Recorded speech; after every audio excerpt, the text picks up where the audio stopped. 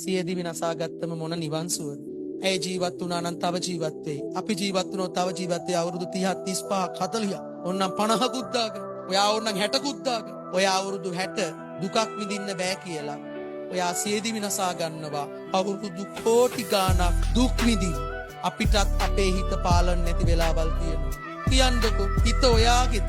ඔයාට ඔයාගේ හිත පාලනයේද? එකම කෙනෙක් ළඟ ඔයාගේ හිත රැඳිලා තියෙද? ඔයා එක වගේම හැමතිස්සෙම හිතනවද මං වැඩ කරනවා කියලා? ඔයාගේ හිතට කම්මැලිකම එන්නේ නැද්ද? පුතේ මගේ හිතවත් මට හීලා නැත්නම් මගේ ළඟ ඉන්න වෙන එකෙක්ගේ හිතක් කොහමද මං හීලා කරා?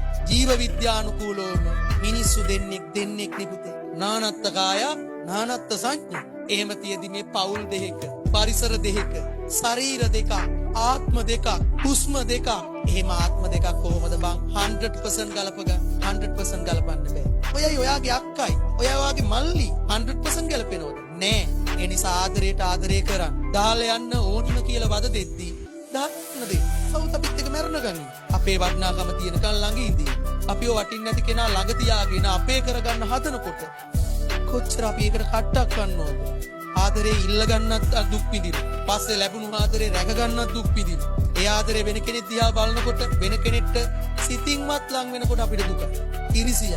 පස්සේ ඒක රැක ගන්න දුක් විඳිනවා. අන්තිමට දාලා ගියාම දුක් විඳිනවා. අන්තිමට අපේ ජීවිතය අපි නැති කරගන්න.